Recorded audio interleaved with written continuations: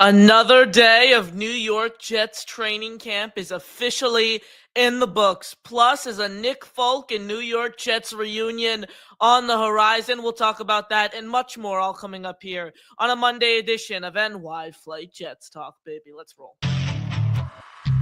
Jets, Jets, let's go. Jets wide receiver Wesley Walker. Wesley, how you doing today? ESPN writer Mr. Rich Cimini, Jets reporter for The Athletic Mr. Zach Rosenblatt, Hall of Famer and Jets legend Mr. Marty Lyons. Your host, Connor Law.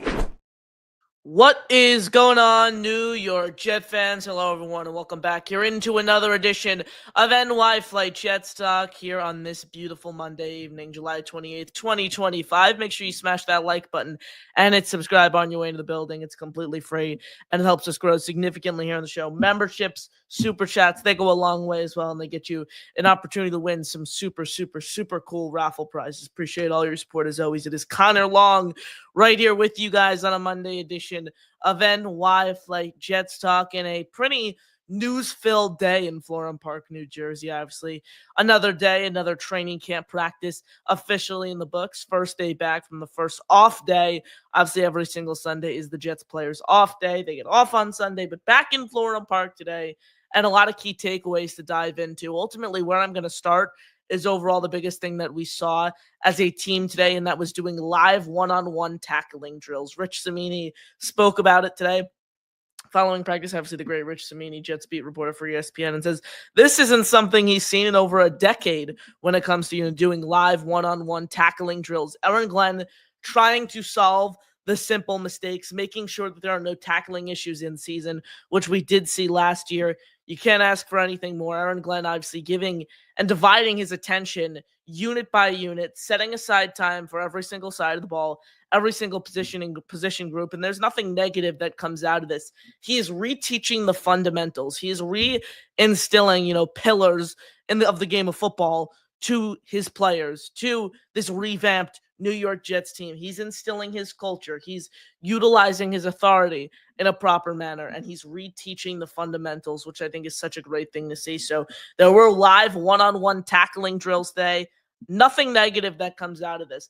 When you saw, what this Jets team did last year, it was clear that they just needed to scrap everything and go back to the simple fundamentals, because that's ultimately, obviously, bad coaching with Robert Saleh and, Nathaniel Hackett, Todd Downing, and that whole coaching staff. But the fundamentals is what truly caused that team to lose, so many games last year, between the missed kicks, the tackling issues, the missed tackled percentage for most of these players. So it's great to see that Aaron Glenn is back, teaching the fundamentals. Someone who stuck out overall today at practice for another day now is Andre Cisco, obviously signed in free agency as a safety. This is a guy who thrived at all three of the training camp practices I was credentialed for. This is a guy who has really stuck out on the defensive side of the ball, who's looked great in coverage, who's laid some heavy hits. And now that they're in pads, you're really starting to see that today was the first training camp practice where every single player was wearing pads. And another safety who really caught my eye just following along on Twitter today and hearing what Aaron Glenn had to tell reporters following practice is Malachi Moore. I anticipate that Malachi Moore and Andre Cisco will be the team's two starting safeties. Obviously, Andre Cisco, the high, free safety who's playing more in coverage, and then Malachi Moore playing in the box as that strong safety. Look, is Malachi Moore a true rover who can get you, 7-8 sacks a year like Jamal Adams was doing at the peak of his career? Absolutely not, in my opinion, but he's a guy who I view as physical enough to play down low, to stack the box, is great in run defense situations, and then he also gives you depth at the free safety position too. So Malachi Moore, someone who Aaron Glenn did praise today. I view him as kind of a plug-and-play guy when it comes to where he can play between free safety and strong safety. I think hands down, Andre Cisco is going to be the starting free safety for this team come week one. So then you look at Malachi Moore to be that guy who steps up and is ultimately the starting strong safety. So Malachi Moore, Andre Cisco, the two safeties, great to see them stick out because safety play certainly hasn't been great for New York over the past, few seasons. Last year, very inconsistent. Tony Adams was great at times, and Woody Johnson benched him. everything in the secondary last year was so wishy-washy, so inconsistent from time to time. When you look at this new coaching staff that's come in, obviously spearheaded by Glenn, but you have Dre Bly, you have as a cornerbacks coach, you have Chris Harris as your secondary coach. So many different former players. You're really starting to see the secondary get revamped, which is just such a great sight to see. So look out for the Jets safeties this year. Malachi Moore, fourth round pick, out of Alabama, along with free agent addition Andre Cisco, the pride of Valley Stream, New York. Look at those guys to stick out and thrive this season in what's a revamped secondary with a lot of new faces, two of which are more on Cisco, but most importantly, a completely new coaching staff. Someone else who thrived on the defensive side of the ball today was defensive tackle Peyton Page, someone the Jets signed as an undrafted free agent this year out of Clemson.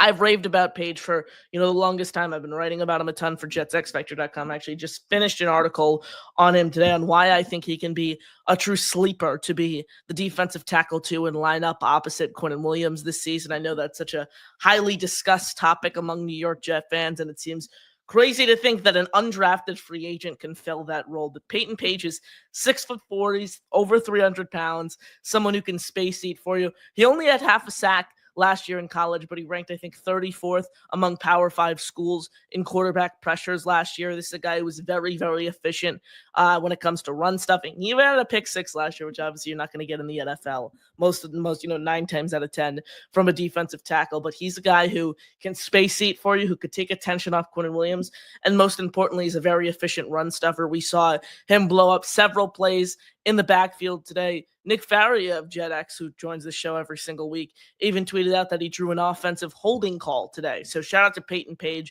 who continues to ball out. I'm looking at him as a guy who, if he thrives in the preseason, if he continues to stick out throughout these next few training camp practices, he could truly be the one lining up opposite of Quinnen Williams. Again, I know that sounds crazy, but whoever has the best training camp, whoever's the best preseason, Aaron Glenn's breeding competition among this team. Whoever sticks out, obviously throughout the preseason, throughout training camp, at that position that is so wide open right now because they are so thin on established talent behind Quinnen Williams. Whoever sticks out and impresses the coaching staff the most over that period will ultimately earn that job in my eyes. And in my opinion, that could certainly be Peyton Page. So continue to look out for Peyton Page here. Undrafted free agent out of Clemson. And look, I think he's a lock to make the roster at this point. If he's the defensive tackle too, come the start of the season, I don't care how thin it is. What an absolute beautiful free agent signing there from Darren Muji. And when you look at this undrafted free agency class overall that Darren Muji did bring in, the guys that he signed this year, they've all stuck out in their own ways throughout training camp. I think Peyton Page and Jamal Pritchett, the wide receiver out of South Alabama, headline that list, but even a guy like Quentin Skinner from Kansas, Caden Davis, actively competing for that kicking job. So I think Darren Muji made some great undrafted free agent signings this year, and we're starting to see those guys kind of blossom here as training camp continues to progress. I mentioned Caden Davis and the kicking position there. That was certainly an intriguing position for the Jets last year, given the fact that it caused so many issues, single-handedly caused them to lose football games. And according to Brian Costello of the New York Post, the Jets have worked out kicker Nick Folk. They hosted him in Florham Park, New Jersey, at the facility today. Caden Davis, Harrison Mevis, those are the two kickers currently on the Jets roster. Caden Davis signed with the Jets this offseason as a UDFA out of Ole Miss. Harrison Mevis obviously spent last year in the UFL, the thicker kicker, that being Harrison Mevis. So Folk tried out for the team in Florham Park today. Obviously a familiar face for Jet fans. Spent I think 2010 to 2016 it was kicking for this team. So he's no stranger to the Jets organization. And those who watch the show every day know that this is someone I've been pounding the table for since free agency really kicked off. I understand he's entering his 40s, but his production really hasn't wavered over these past 2 seasons. He's led all NFL kickers with a 96.2% field goal conversion rate, and he's also hit 10 of 11 attempts from 50-plus yards. He went 6 of 6 from beyond 50 yards last year with a 56-yarder, and then he went 21 of 22 on his overall field goal attempts while going 25 of 25 on his extra point attempts last season. So he's been automatic. He is still hammering for an opportunity. He's looking to play. He has no interest in retiring. If you follow him on social media, he's posting workout videos. You're not going to find a better kicker for this season than Nick Folk. I understand he's getting old, and I know people are going to want to point at that, but the numbers don't show it. He's led the league in field goal conversion rate over the past 2 seasons. Again, you're not going to find someone more established like this. You're not going to find a better kicker for you here. At least, I'm not saying you have to name him the starter right away. That would be wise, in my opinion, but at least bring him in for some competition. At least bring him in for competition. Bring him in this summer, see what you get out of him. And if Harrison Mevis is able to beat out Nick Folk, which I don't think he'd be able to do, but if he's able to do that, then more power to Harrison Mevis. But at least bring this guy in, at least give him an opportunity to prove that he still has it and he's still an NFL caliber kicker. So I'm hoping that the Jets saw enough today out of Nick Folk and they do ultimately give him an opportunity, because I think he'd come in and be the leader in the clubhouse right out of the gate for the job.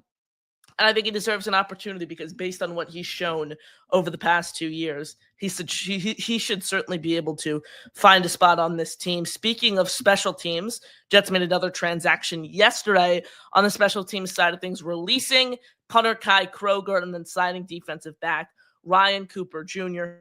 last year after entering the league last season as a UDFA. Kroger is someone the Jets signed as a UDFA this offseason from the University of South Carolina.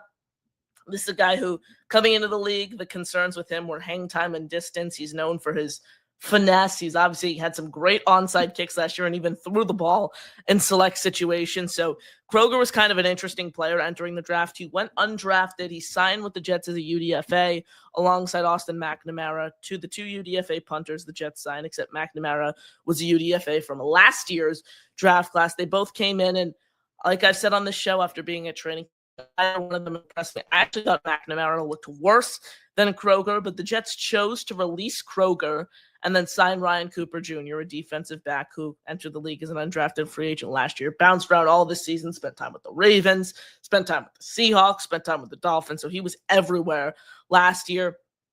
That leaves Austin McNamara as the only punter on this team's roster, which is so interesting because I do not feel comfortable with that by any measure at all. I think it's crazy that you chose to release Kroger over McNamara. McNamara has looked a lot worse throughout these training camp practices. What do they do with the punter position? That remains unknown after releasing Thomas Morstead, obviously, just a few months ago. You bring in these two guys, now there's only one of them standing.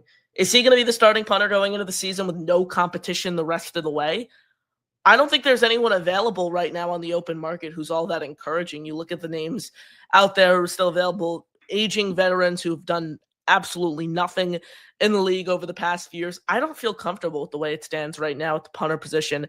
I want them to find, another UDFA maybe who kicked in college last year who remains available.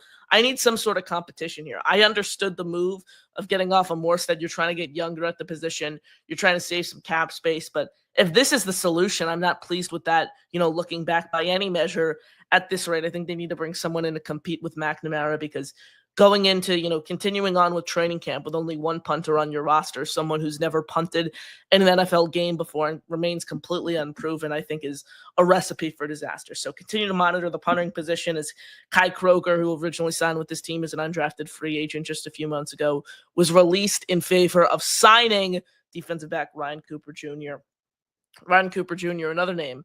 See how he competes, see if he's able to somehow carve out a role on this team. I don't know all that much about him except that he didn't really play in any games last year, and he's pretty much being treated as a UDFA as if he was from this year's draft class. He spent some time with a bunch of different teams last year, but never really carved out a role. I got an opportunity on the field. So that's the latest transactional news. Obviously, Nick Folk in for a tryout, then Kai Kroger, punter.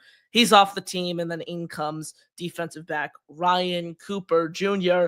Another transaction that occurred, just a few hours ago was ultimately the Jets. Sorry about that lag there. I don't know what happened, but we should be back right here on the show. The Jets placed running back Zach Evans on the reserve / retired list. So Zach Evans, 24 years old, running back. He was competing with this team. He's competed with this team before. He spent some time with them. Obviously, 6th round pick from the Rams just a few years ago out of Ole Miss.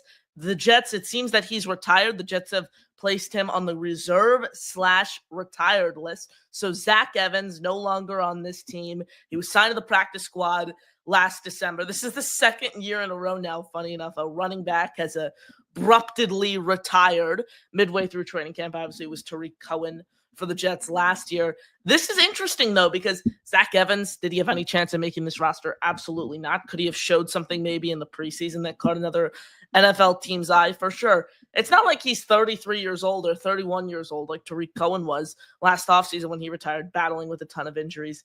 Zach Evans is 24 years old. He was a draft. He didn't go undrafted either. He was a draft pick. He was a 6th-round draft choice just a few years ago by the LA Rams. So interesting to see that he retired. It'll be intriguing to see what gets uncovered there. Ultimately, the motive behind that, but doesn't really affect the Jets. That's the bottom line. It doesn't really affect the Jets because Zach Evans had no chance of making this team's roster at the start. You look at the 3 running backs on this team: Isaiah Davis, Braylon Allen, and then obviously Breece Hall being the home run hitter leading the way. Braylon Allen spoke to reporters today at training camp, and he shared the mentality that I think every single coach wants to hear in his players, basically saying that he's willing to play wherever this team wants him to. He's willing to play whatever role this team wants him to do, and I just think that's showing that he's willing to be a pillar of versatility, and that's all you want to see. This Jets rushing attack is going to be certainly interesting to see how they're able to work together. We know it's going to be a running back by committee approach this year. Braylon Allen, someone who I think can fit very, very nicely. I've spoken about a ton with his power paired with Justin Fields' agility. So look out for Braylon Allen. Look out for Isaiah Davis. Look out for Breece Hall, this whole Jets rushing attack this season. Appreciate you all tuning in right here on NY Flight Jets Talk. Smash that like button and hit subscribe right here on the show. It's completely free and it helps us grow significantly. I'm Connor Long right here with you guys on this beautiful Monday evening. Appreciate all of your support as always. We'll be back tomorrow, 8 p.m. EST on Tuesday. Hope you guys enjoyed today's show, breaking down the latest from Jets training camp, breaking down the latest roster moves, because there were 2 official roster moves that have occurred for New York over the past 2 days, and then obviously the tryout, that being Nick Folk, which is certainly newsworthy as the kicker competition in Florham Park, New Jersey continues to unfold. So stay tuned for the latest Jets news and rumors and updates. This is your home NY Flight Jets Talk. Appreciate all your support. Mets are on my mind right now, obviously, with the wins that they've been able to string together, and then with the trade deadline coming up. So that's where I got Mets from. But appreciate you all tuning in. Shout out to all you great Jet fans out there. Appreciate all your support as always right here on the show. Again, that'll do it for us. Back tomorrow, 8 p.m. EST. I'm your host, Connor Long, signing off right here on NY Flight Jets Talk. Have a great rest of your night, everyone. And as always, JTS. Jets, baby. Peace.